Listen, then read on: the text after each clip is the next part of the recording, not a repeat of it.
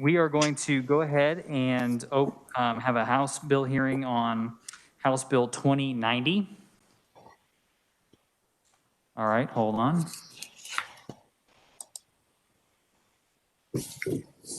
Everybody stand by, please. We are having technical difficulties.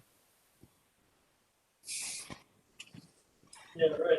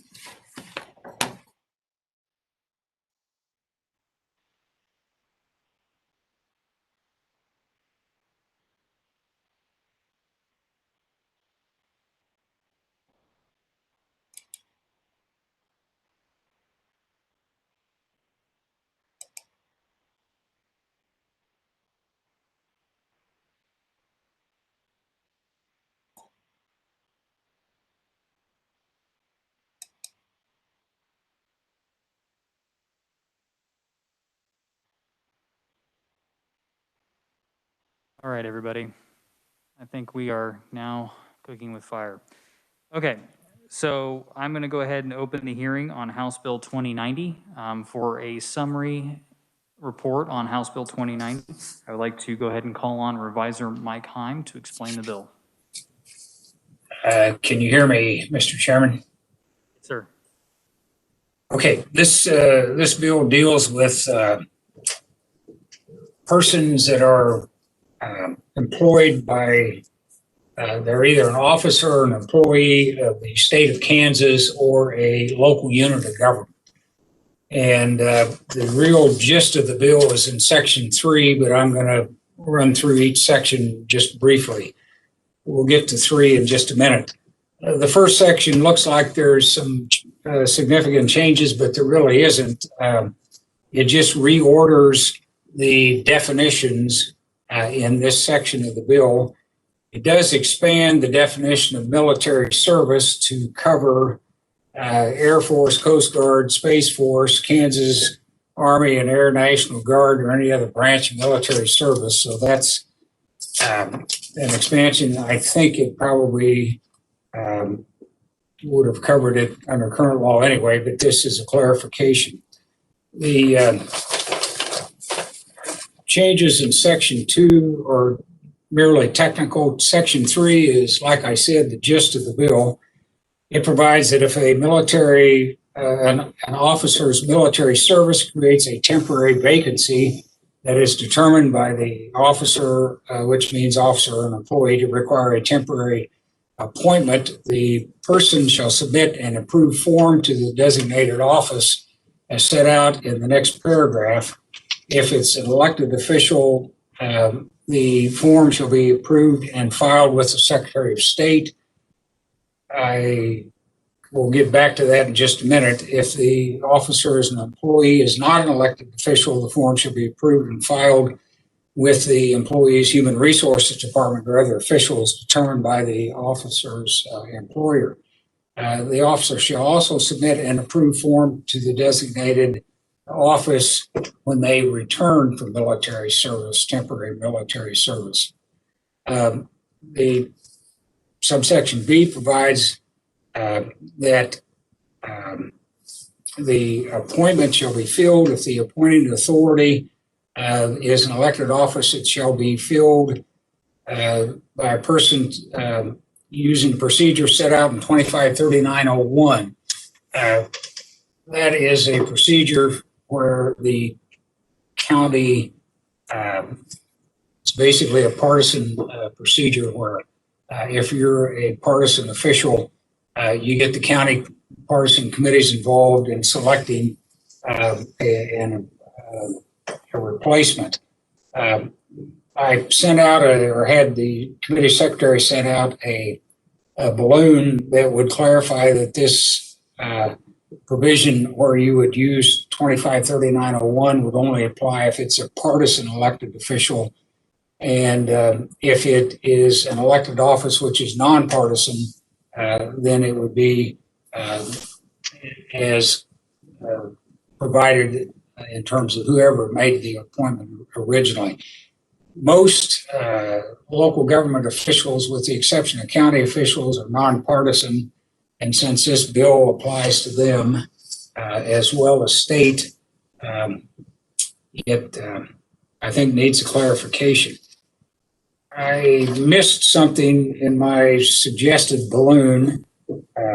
I think where if the officer is an elected official, the form shall be approved and filed with Secretary of State. I think that should be state elected official, and provide that maybe the county clerk get these if it's a local official. I'm not sure the Secretary of State wants all this, but if they don't mind, then that's not a change that you would need. The section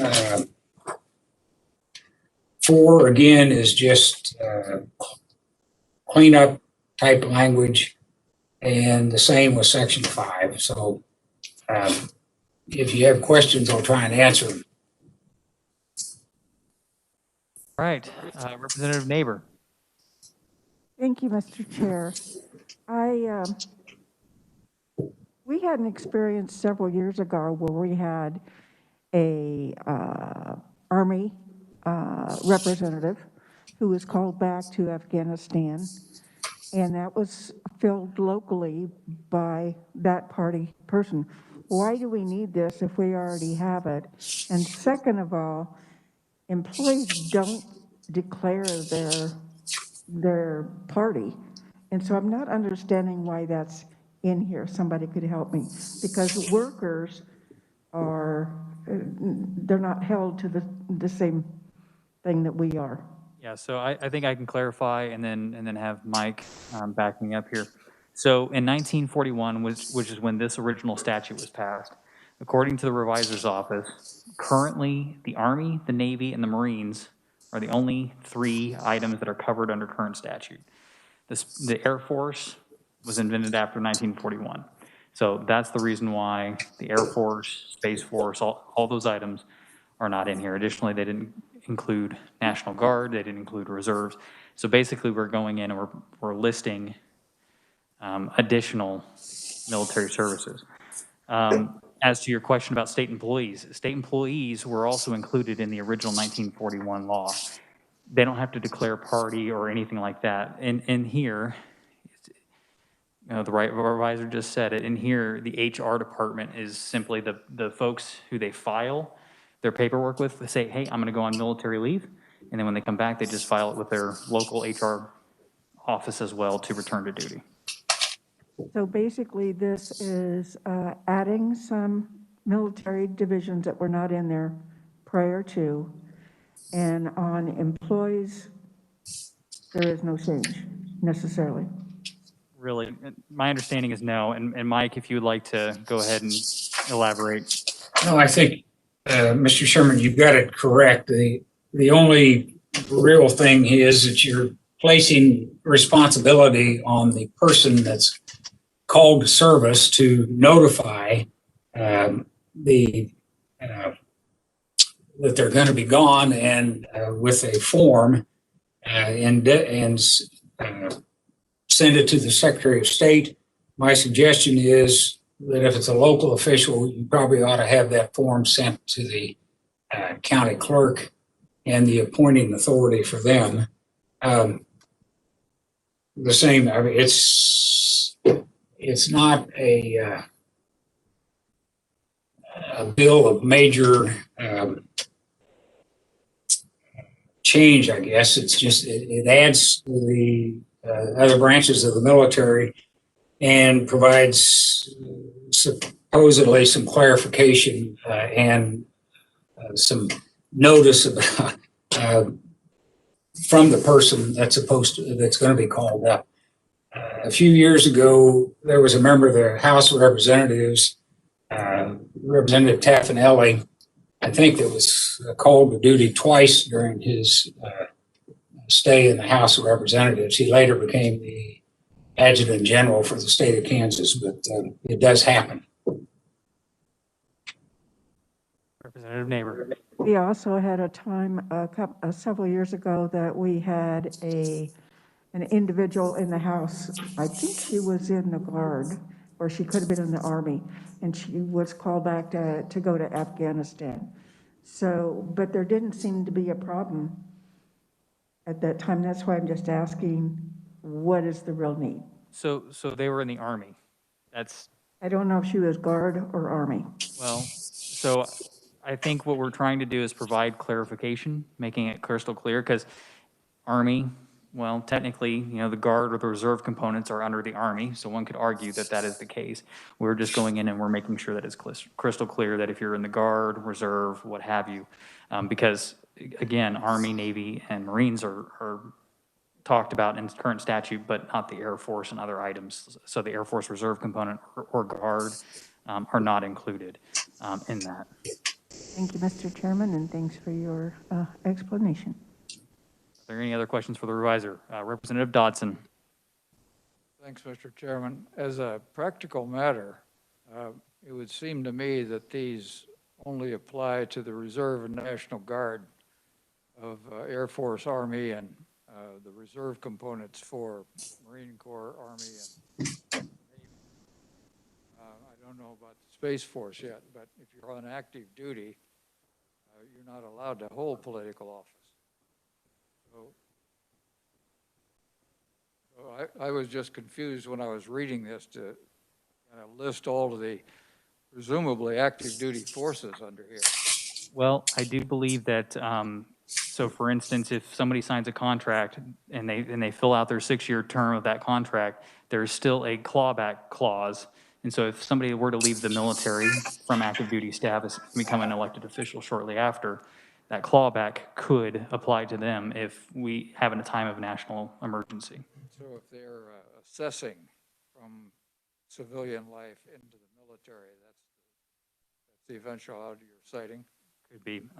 It looks like Representative Proctor's hopping up and down over here to answer your question. So Representative Proctor.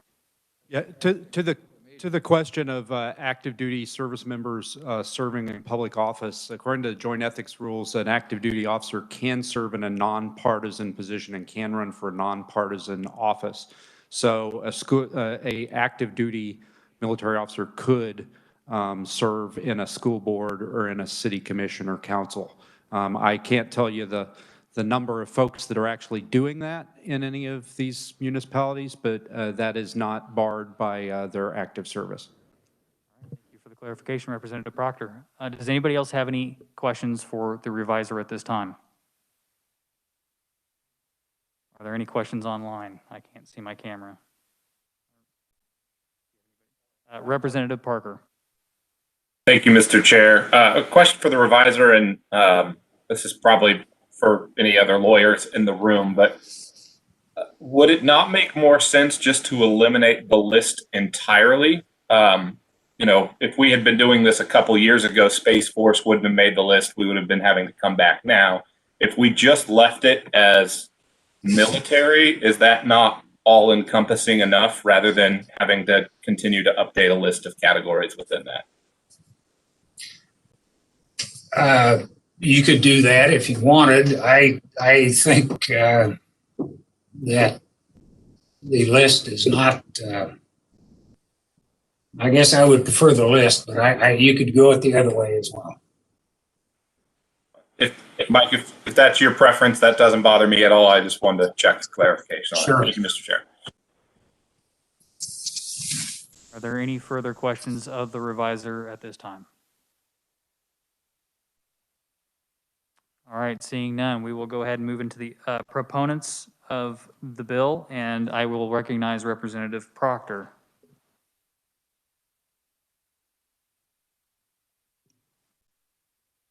Thank you, Mr. Chair.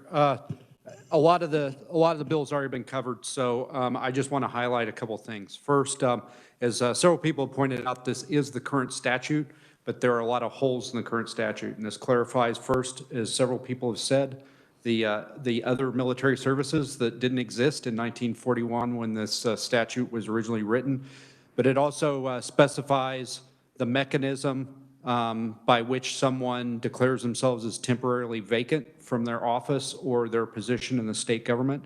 And finally, it specifies the method by which that temporary replacement is selected, pointing to the other statutes in our code now. It's not really creating a new mechanism, it's just highlighting that those mechanisms exist.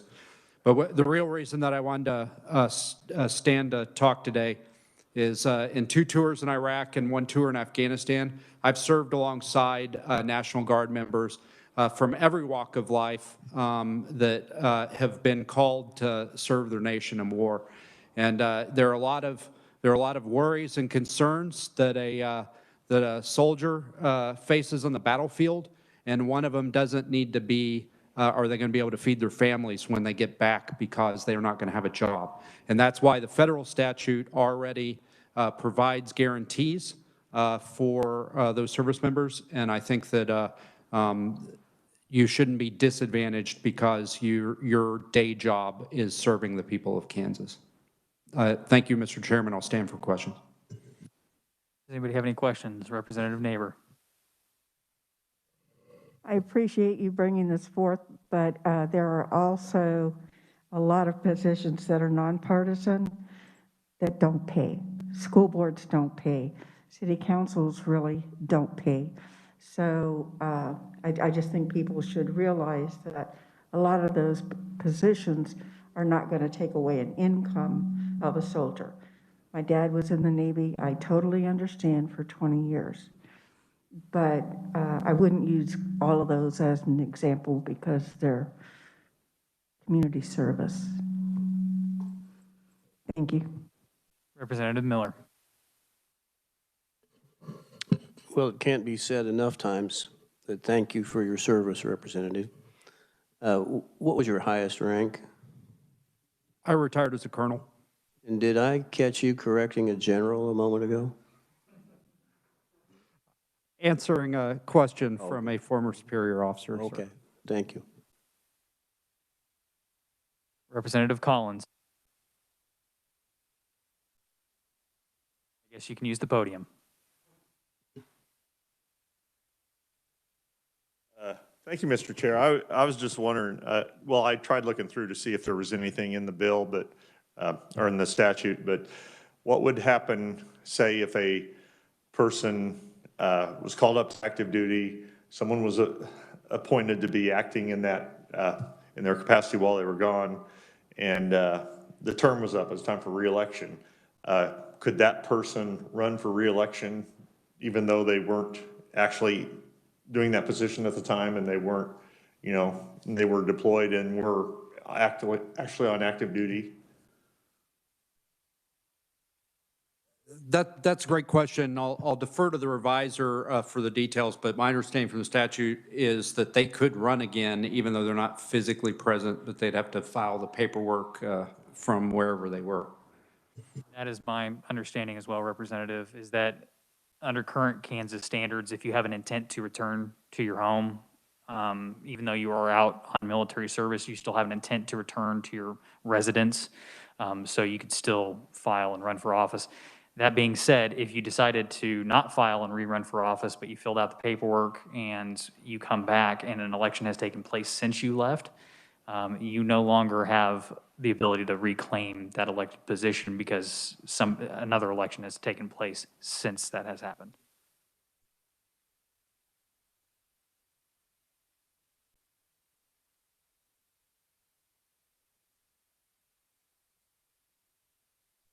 Are there any further questions for the representative? Looking to the folks online, I'm not seeing any cameras turned on with hands up. So with that, we will go ahead and close the proponents section of the bill. Thank you, Representative, for your testimony. Are there any opponents or neutrals to House Bill 2090? I am not seeing any opponents or neutrals. Yeah, So both. yes.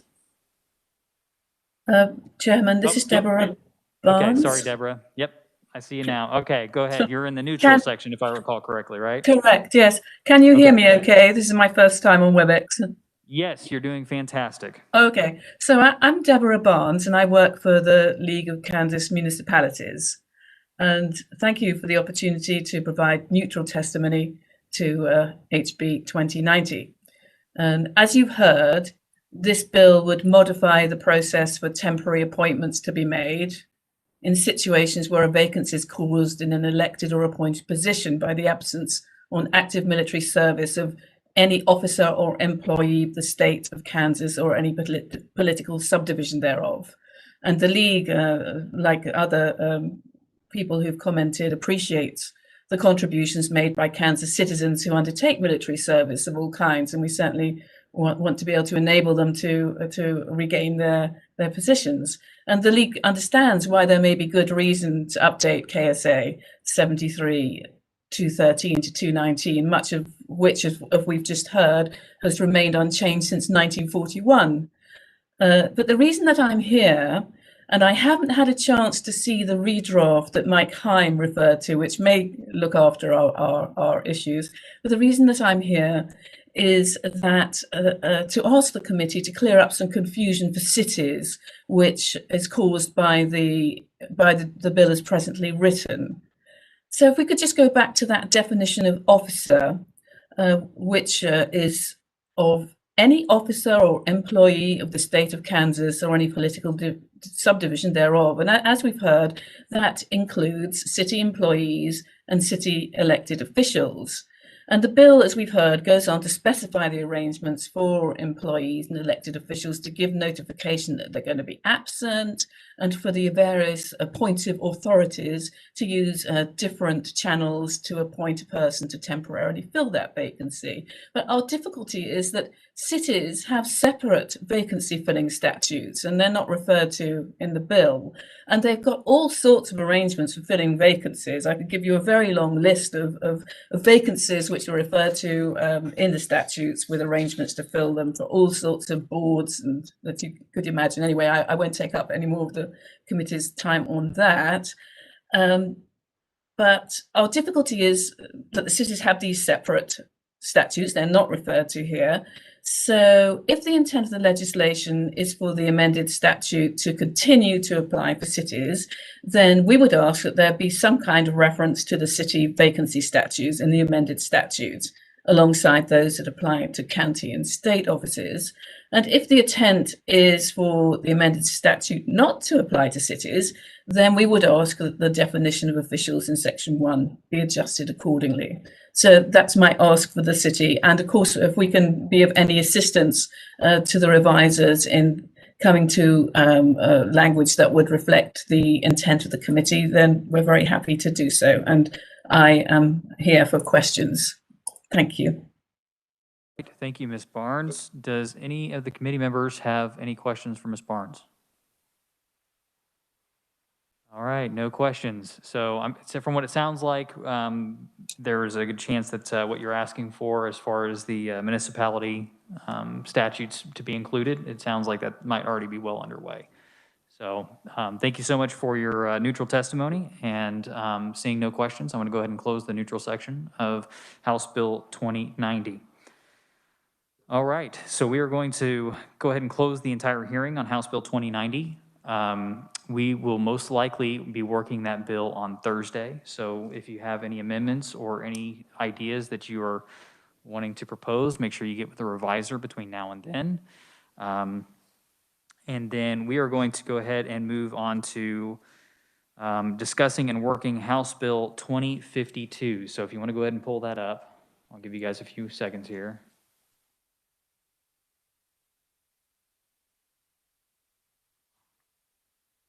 All right, so this is House Bill 2052. It is authorizing legislative committee assistants to accept gifts of not to exceed $120 in value each legislative session from certain legislators.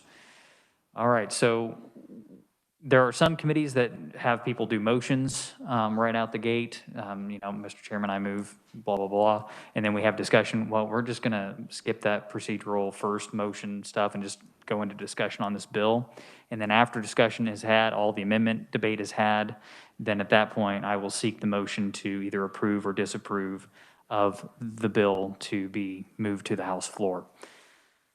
Okay, so with that, discussion for House Bill 2052. Does anybody have any discussion?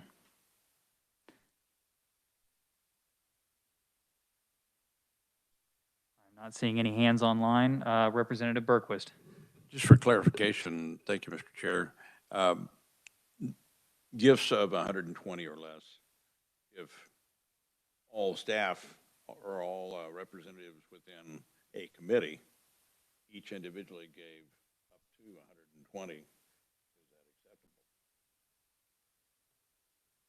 You're talking about a committee that very commonly gives a certain amount of money towards a gift towards an individual staffer. Would that be acceptable to have individual gifts of up to 120? All right, I'm going to go ahead and see if Revisor Heim is on here and if he can clarify what the meaning of the current language is of the bill and whether or not it would be, if one person could, my understanding is that one person could do $120 per person on each committee if they wanted to, up to that specific committee assistant.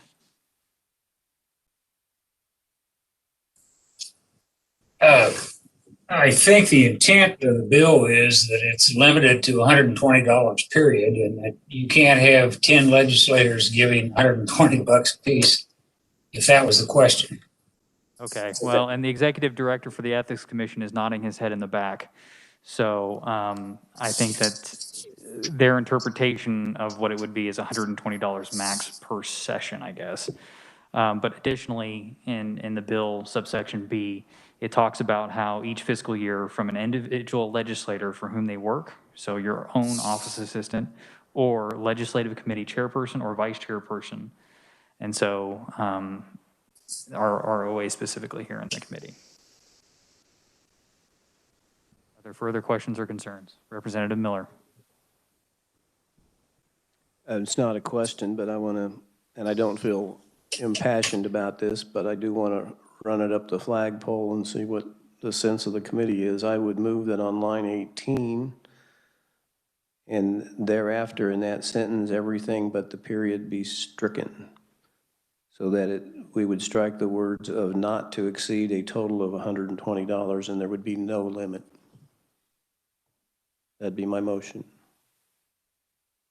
All right, so you guys have heard the conceptual amendment. Is there a second to the conceptual amendment before debate? All right, second is from Representative Neighbor. Okay, discussion on the amendment. Representative, do you wish to continue discussion? No, I'm good with that. If there are no questions, I would close on my, I'm sorry. Hold on, Representative. Representative Proctor. I would stand in opposition to this amendment just because I think the specification of a certain dollar amount prevents kind of excessive gift giving. I mean, I could see how a escalation of force could occur where, suddenly everybody's trying to outdo each other's gifts and, we're into the $1,000 range. So I think that establishing some limit, I'm not married to $120, but establishing some discrete limit is probably a good idea. Further discussion? Well, Representative Bourgeon? Yeah, I would, $120 seems to be kind of provide some limitations there. I don't know that we should leave it open-ended, but it also limits us as well, so. All right, I will add in a comment here, and then I'll call on Representative Smith. Over in the House, so I was talking to the ranking minority member, I think last committee hearing. We're not as, I don't know, maybe wealthy is the word as the Senate, but they like to give large gifts over there in the Senate.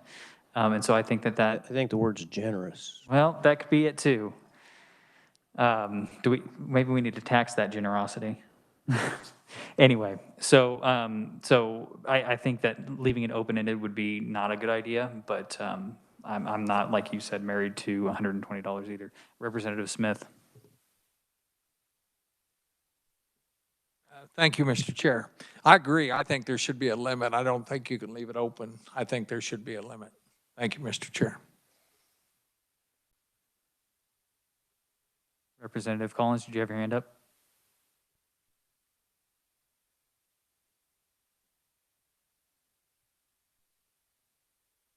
Thank you, Mr. Chair. I was just echoing the other comments that there should be a limit, and that about the Senate being more generous. I just wonder if that's why Representative Miller came back to the House, but anyway. No, the word there would be cheap. Okay. Well, thank you. You said it, I didn't, but I just echo the other comments on that. Thank you. All right. Representative Neighbor.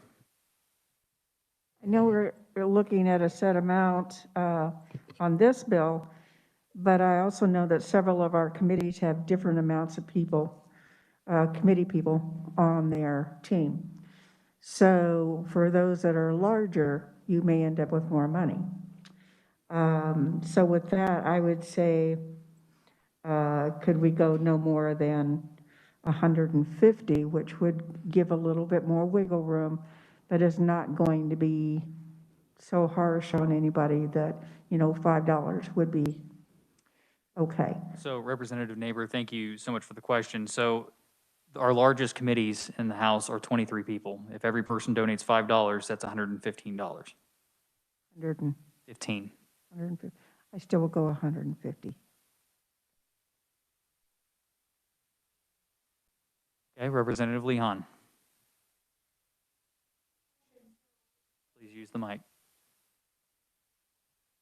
Thank you. So just for clarification's sake, going back, is that $120 that you're able to donate for the entire legislative year? The statute says fiscal year, yes. So that includes your OAs, your offices, your committee assistants, everybody, correct? That is how I am interpreting it, because it says legislative assistants and committee assistants may accept gifts, so on and so forth. So if you were to donate $5, I would imagine to the committee assistant, then you'd have $115 remaining for your office assistant. And Mike Heim, if you want to correct me on that, if that's true, if that's what you think and how you read the statute. I thought that it would be per person that you're giving the money to. So okay, I think that was the intent. Okay, then I stand corrected. So it's $120 per person. And newbie question here. So do you have to write a receipt, or is this the honor system, or how does that work in terms of keeping track of that? So some individuals, some elected officials use private money out of their own personal funds. Others, from what I know, use their campaign funds in order to purchase like a Longhorn Steakhouse gift card or something like that at the end of a very long session in order to try to reward their committee assistants.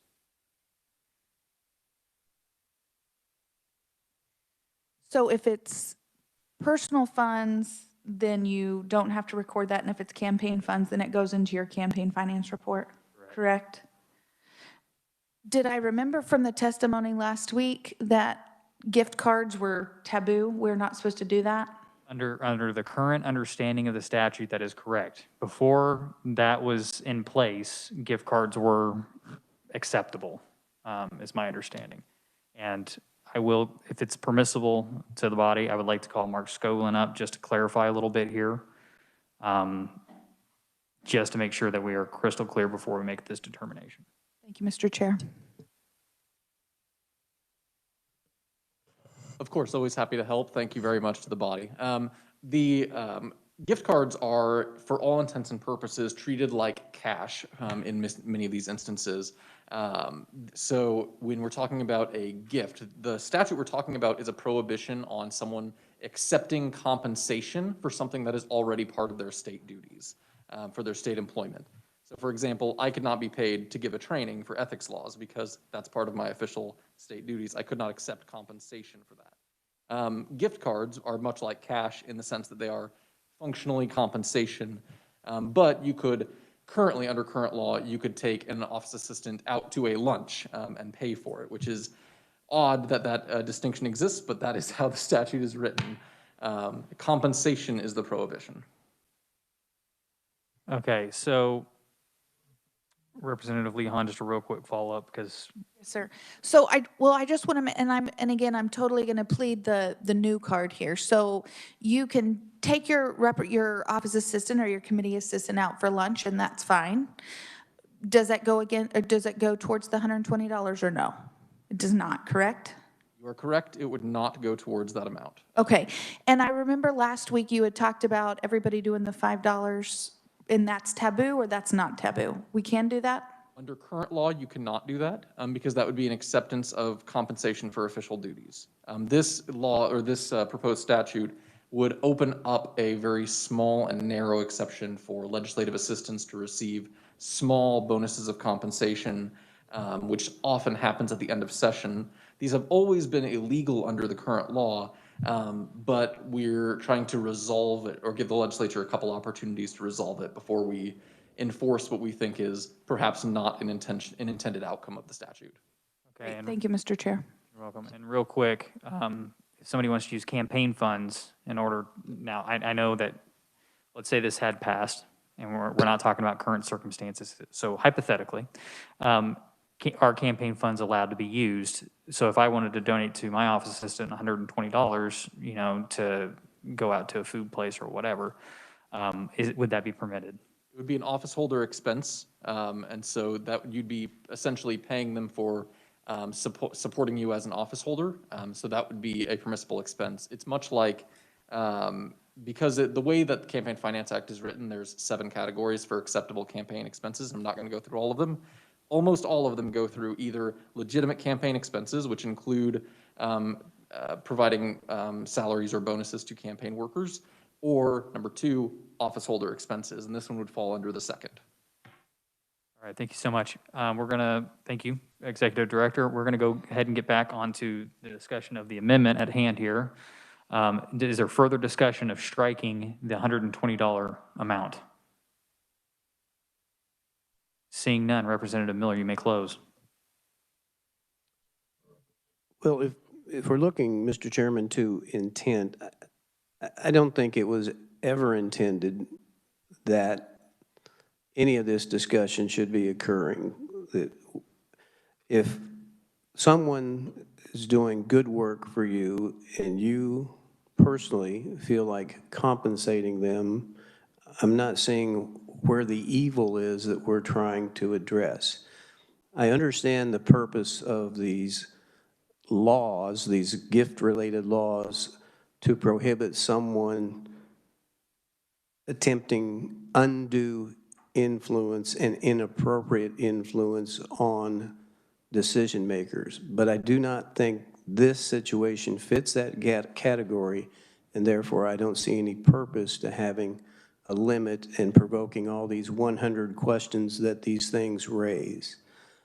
Consequently, I would move my motion, and I would say, for purposes of our committee assistant, while Mr. Parker should be recorded as participating today, he has informed me he's not in the Capitol, and it should not reflect, or it should be reflected that he did not vote on any matters that we were voting today. I appreciate that, and I think there might be one other member that's not in the Capitol as well. Yep. So can you go ahead and also make a note that Representative bishop is also not inside the Capitol building and is ineligible to vote. Okay. So you've all heard the motion. All those in favor signify by saying aye. All those opposed, no. The noes appear to have it. The noes do have it. Back on debate. Representative Miller, do you wish to still maintain the floor? I'm too mad to talk right now. All right. Thank you, Representative. Is there any further discussion on House Bill 2052? Representative Lee Hahn. So Mr. Chairman, this question was asked a little bit ago, and there was just it was unclear whether that was $120 per person or total. Can we add language to that? What was that last part? Can we add language to clarify whether it's $120 per staff person or $120 total? I believe with how it's currently written, it is per staff person.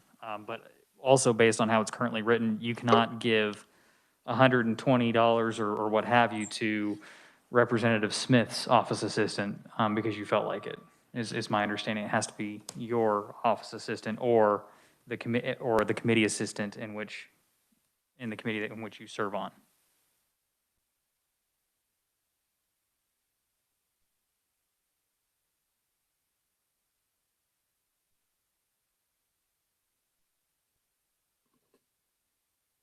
It says from whom they work. So we will come back to that real quick. Representative Miller. Well, actually, I think it's clear as it relates to your office assistant. I'm not sure it's clear as to which committee assistants it may apply. It doesn't say anything about the committee assistants for which you serve on. It's wide open. Mike? Supervisor Mike Heim. I think the intent was to allow committees to still be able to donate $5 to the committee assistant. But I think also because you have the for whom they work in here, so they can give to their personal office assistant. But can you please provide a little bit of a explanation here? Well, we can clarify it further if you want, if you think it's necessary. I'm not 100% sure it's necessary, but I'm always more than happy to try and make it better. So it's committee's prerogative. Okay. Mark Scoven, Executive Director for the Kansas Ethics Commission, would like to be called upon, so we'll go ahead and have him clarify for us here because he's going to be the guy that hits this with the hammer or not. I believe the statute, with how it is currently written, is drawn around the ability to accept those gifts. And so as a result, it's clear from the statute, the way we would interpret it, that it is per individual receiving the gift. So that is how that exception is drawn, is around the acceptance of the gift. And so therefore, that's how we would look at it. So it appears clear from my reading, but obviously, whatever the committee would like to do. Okay. Representative Neighbor. Thank you, Mr. Chair. I'm not sure whether we are having a problem setting an amount, or are we having a problem with not having it apply? Because right now, we've been functioning illegally. We know that. So if we want to change and enable the process to continue as we've had it, a lot of the people have given $5. Sometimes people may give 10. The chairman may choose to give 20. But if the issue is how much, 115, as our chairman equated for the largest committee, could be called ample. But if you think that is too restrictive, as many of you have said, then are we looking at raising that? Because I'm not hearing from any of those up or down. Thank you, Mr. Chair. Thank you, Representative. So do you have a motion that you want to try to increase it? Mr. Chairman, I would move that on line 16, on line 19, a total not to exceed 150, which should open the door for some to give more or some to give just the $5 limit. But it seems reasonable that it's up to that amount, so you don't have to give that amount. That just gives you wiggle room. And with that, I would stand for questions. Is there a second on the motion? Representative Collins seconds. Discussion. Seeing no discussion, Representative, you may close. As I said, this doesn't mean you have to give 150. What it does allow each committee to do is have a little wiggle room, whether they're larger or smaller, or what they feel is best for their assistant. So with that, I would move my motion. We've all heard the motion. Those in favor signify by saying aye. Aye. Opposed, no. The ayes have it. Motion carries, and that has been amended to 150 on line 19. Is there further discussion on the bill? Representative Dodson. Do we also have to do something on line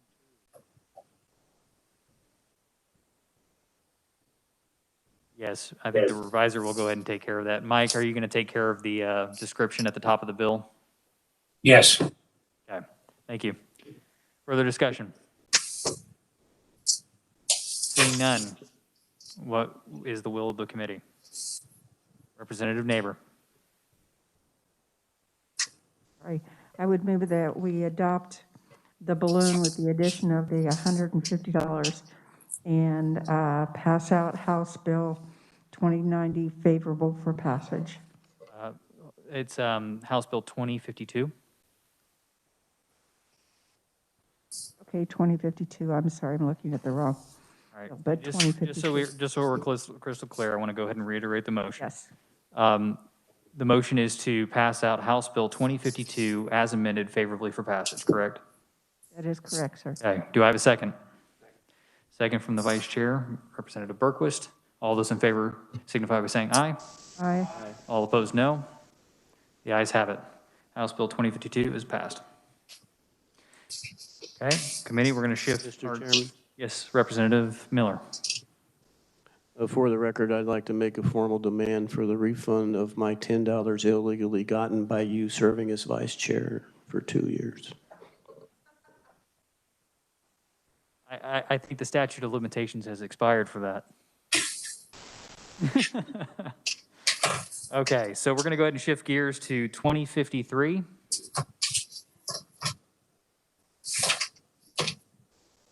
this is requiring electronic filing for campaign candidate finance reports. So we are going to go ahead and open this up for discussion. And so who would like to speak to this bill?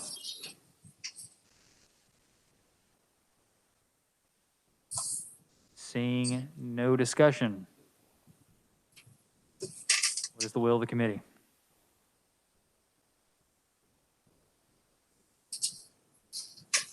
Representative Berquist.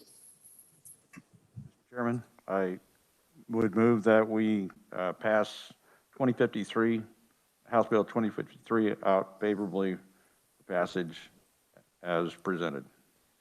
All right, and is there a second? Second from Representative Miller. All those in favor signify by saying aye. Aye. All opposed, no. The ayes appear to have it. The ayes do have it. House Bill 2053 is passed, and that is it for committee today.